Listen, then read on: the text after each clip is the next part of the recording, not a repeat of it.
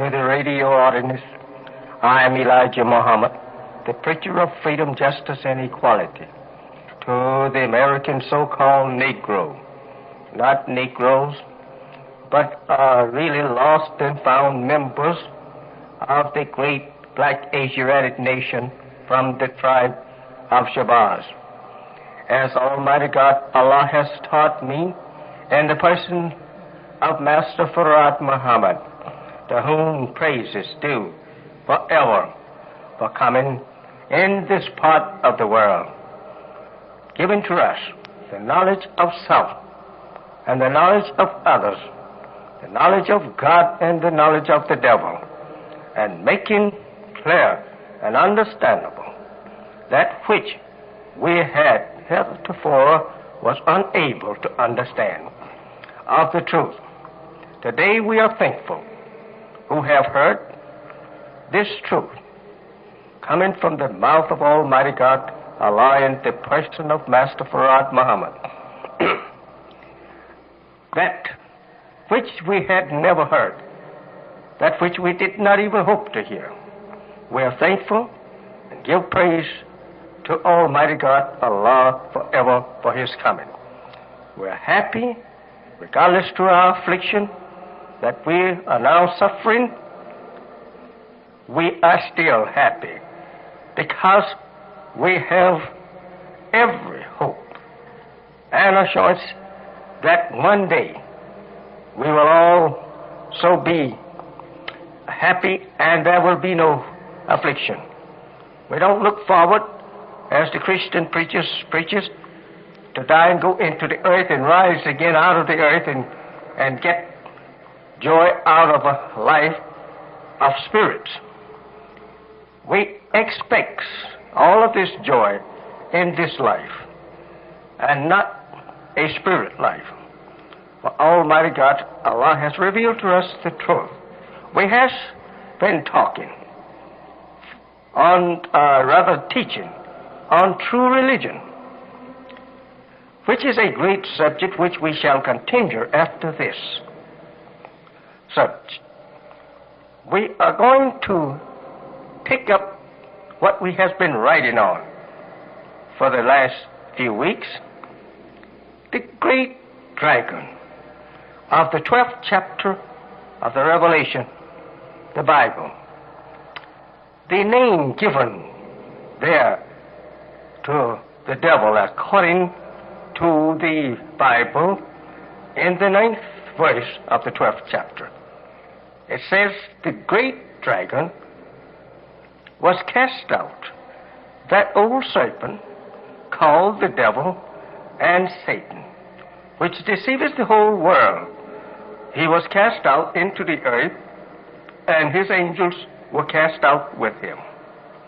This, I can say truthfully, that for the last few weeks of writing on this particular subject, in chapter 12 of the Revelation, you that has been reading it, now understand who really the dragon is. The dragon is that particular person or people that is called the devil, the Satan. This particular chapter, the 12th chapter, gives us a good knowledge that this is not no spook or spirit or something other than human. The dragon is a human being. And we find it here in the 3rd chapter, which makes, in the 3rd verse of the same chapter, the 12th. In the 3rd verse of this 12th chapter, it reads something like this: And there appeared another wonder in heaven, and behold, a great red dragon, having 7 heads and 10 horns, and 7 crowns upon his head. 7 crowns upon his heads. This cannot refer to a savage 4-footed beast or legs. It cannot refer to some spirit. This refers to a human being or beings And the name dragon is given according to the characteristics or weight of that being. I say a very good interpretation or proper name for this word, name dragon, is because that the particular wicked character whom the prophet gave this name to drags people, the good people, away from good and induce evil instead of good for them. He's ever dragging the righteous from the path of righteousness, away from Allah, the true and living God, deceiving them, as it teaches us here in the 9th verse. He deceived the whole world. No snake, no beast can deceive us. It takes another human being with intelligent brains like ours, or more intelligent than ours, to deceive us. When one deceives another in the human family, he's given credit that he have a little more brains, a little more skill in tricking the other one and making the other one a prisoner or prey to his knowledge. So it is with the serpent, dragon, here referred to in Genesis and also the Revelation. The first and the last book mentions this serpent. The serpent here is a human being. He had the voice of a man or people in the Garden of Paradise. He could speak even Adam's own language. And he understood the language of God. So therefore it was not a really snake as someone has made you to believe in the past, to blind you further to the knowledge of actually who the serpent really is. That they said that even the snake used to walk. But having the language to speak and converse with human beings was also to be reckoned with. If he walked on 4 feet or on 100 feet, how about that language? Could he speak our language? Or could he deceive us? And he being a reptile. Alligators goes on 4 feet. And there's other reptiles today that is crawling and walking on 4 feet and swimming in water. But they don't deceive us. They're not smart enough. Nature didn't give them that intelligent brains to equal our intelligent brains. So therefore, this particular character, under the name serpent, dragon, mentioned here in the Bible, in Genesis and in the Revelation, refers to a human being or many beings. Why that it's mentioned, the pronoun he is given to him here, referred to as singular, is due to the fact that the Revelation is mentioning the very head of the dragon people or the serpent-like people, which only means their characteristics. This particular dragon is the head of the nation or race, and therefore it is mentioned clearly enough for you and I to understand here in the 3rd verse that he had 7 heads and 10 horns and 7 crowns upon his heads. Now, this is the head of that particular serpent or dragon. And being given to us or taught to us in symbolic language, we find that these heads represents something material. These heads represents government, people, are actually places where power of the serpent-like people or dragon-like people rules. Many has interpreted the seven heads here as being the seven hills in which Rome is built upon, and actually the dragon being the Pope of Rome that has been interpreted.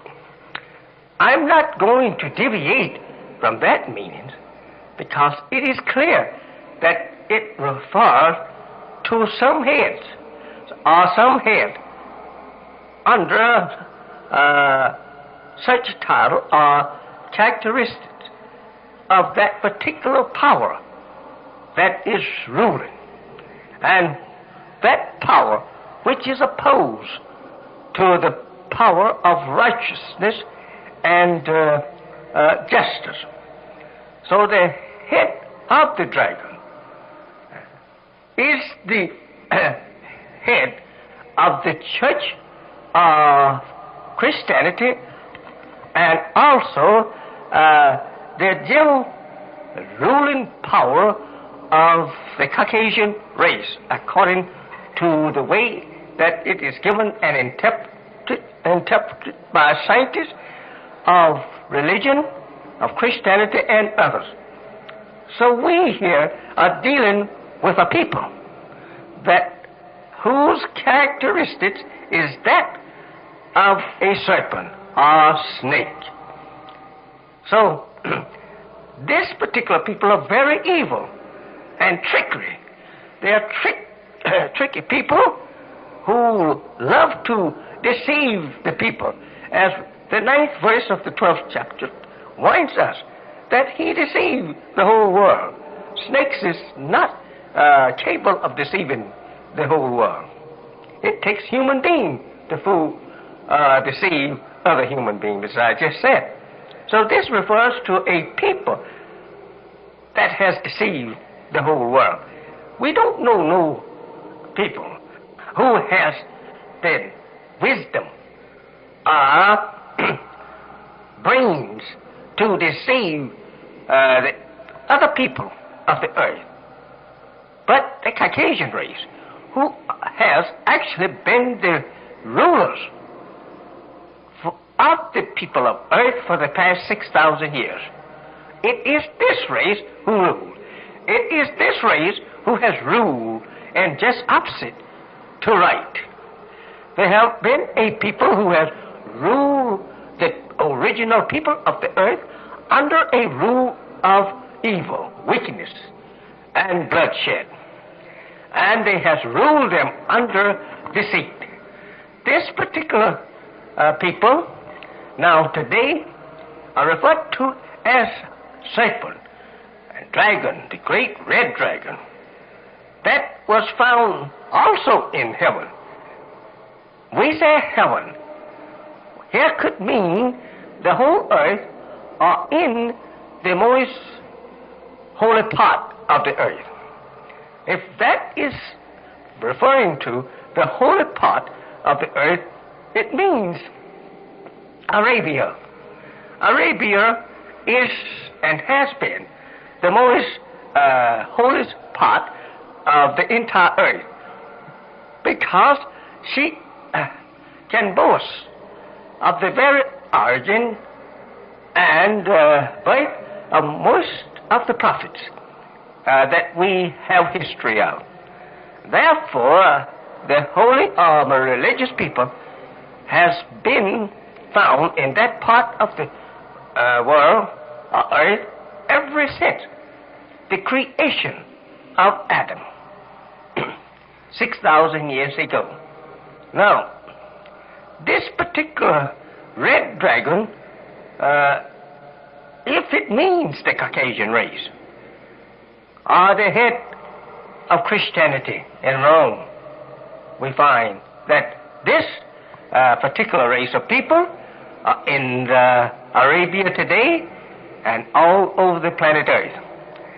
And 69th verse says that they deceive the whole world.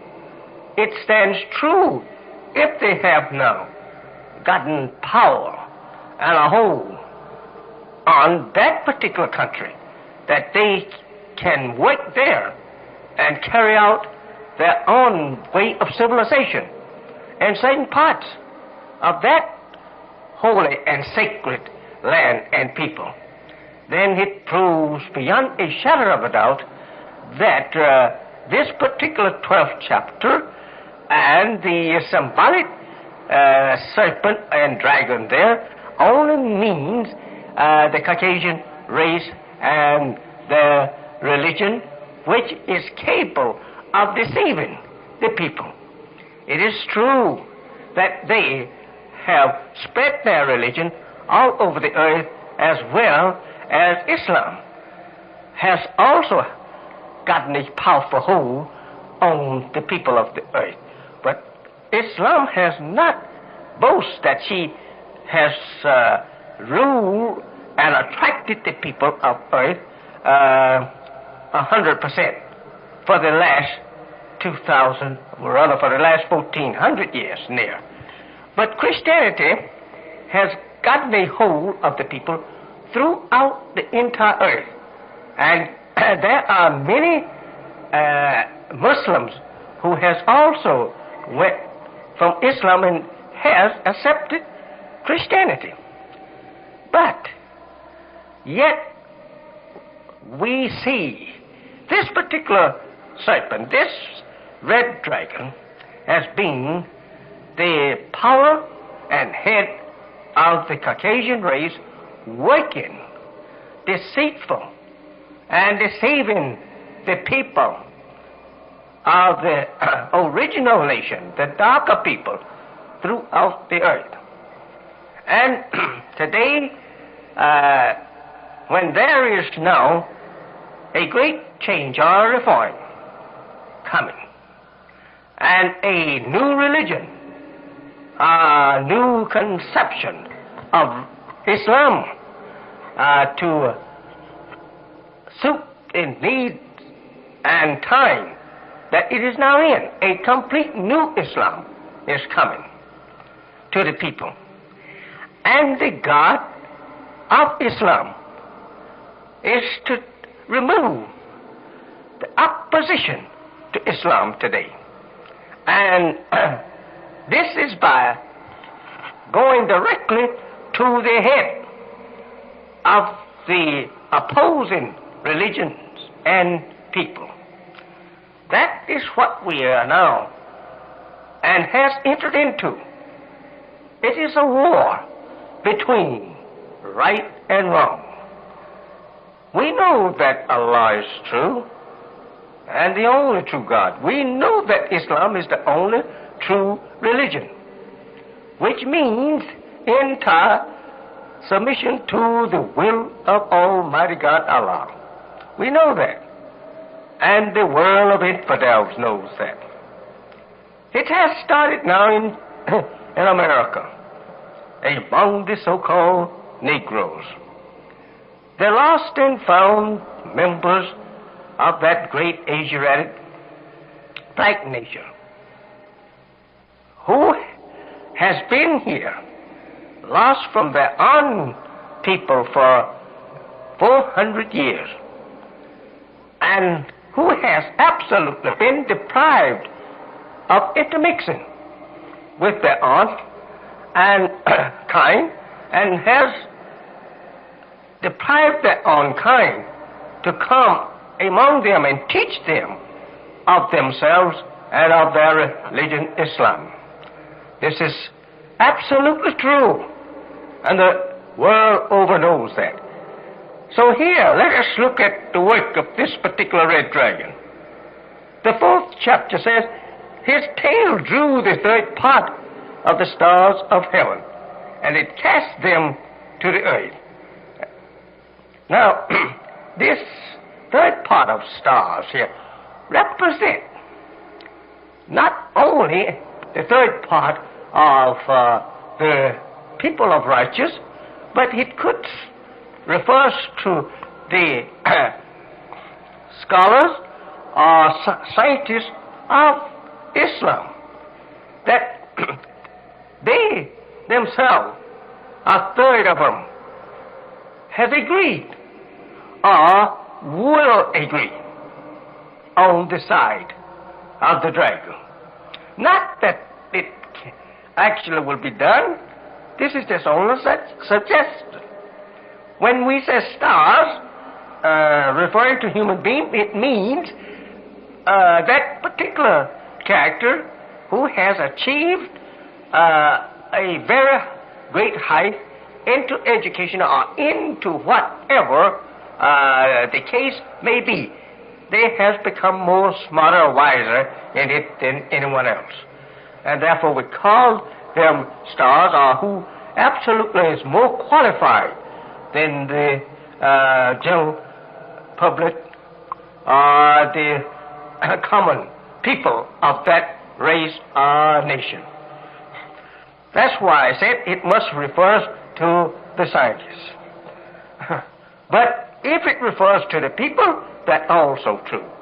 That the dragon probably will carry with him a third of the civilized people of earth other than his own. Because he has so deceived the whole entire world. And if he has deceived the whole world, it is possible that he can carry along with him a third of that particular world that he has deceived, even after he has been made manifest to the world that he is a deceiver. And since they have to prove that he is a deceiver, he could keep and hold in subjection to his deceit, or power to deceive, a third of those whom he had already deceived. It says that this particular dragon, or the devil here, stood before a woman which was ready to be delivered to devour her child as soon as it was born. This woman that the dragon stands before can easily be understood. If the dragon is people, and the woman has got to be people, and if he stands before her, it means he is hindering her, as one is in front of another to impede the other's progress in the race or in going forward. And this is what it is referred to here, that the dragon stands before the woman to impede her progress or to destroy her progress in delivering her child as she had planned. Now, the woman could stand for a messenger of God who is pregnant with the conversion, the resurrection of a people or a great nation of people. It could refer to the coming of God in person, that the dragon hindered God or stands before God to keep him from performing his purpose or duty to deliver a people that is now ready to be delivered. Let us look at this again. The possibility of such dragon hindering the birth of that child. And his evil intention is to devour it as soon as it is born. So he watches it. He's before her, and he intends to be at the birth of the child, because he don't intend that the child should be born and then grew up. So he's waiting for the birth of this child in order to destroy it as soon as it is born, and that will keep it from growing up, coming mature. If it ever comes to mature, then he would not be able to destroy the child. So he wanted to get it in its infancy. This refers to here, if we understand it clearly, and which I believe we do, according to the time, the work, and the history of the prophets in the past and their followers, and according to our understanding of the last messenger and his followers before the general judgment of the wicked, refers to none other than the American so-called Negro. They are ready to be resurrected. That time have arrived that they should be resurrected according to this same book, the Revelation here. And another place it says that the time of the dead, that they should rise, and that they should be given knowledge and words, that the particular chapter mentions this particular time as being the time of the dead, meaning that they should rise and come to life, a people that is mentally dead.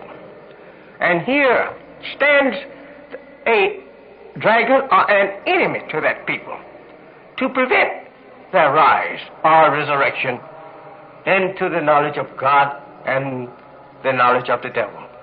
So therefore they stand ready to destroy them. And this means no other than the people that we are now living with here in America. We find that we are hindered here to become converts to Almighty God, Allah, and the religion of Islam. What's going on in Los Angeles today? It is a trial of my followers before the courts of the infidels and before the people that have proven themselves enemies of my fathers and myself and all of my people, the darker people of earth. They have proven themselves openly that they are the enemies of black man. And they have proven that they are against the Negro in America from becoming a Muslim. Therefore, they stand in the way of the converting of the Negro into Islam in America. My time is now about up. The half an hour is up. And so I will continue this broadcast on the same subject next week at the same hour, if permitted. I thank you who has been listening. May the peace and the blessing of Almighty God be with you, as I say unto you in the Arab greetings. Assalamu alaikum.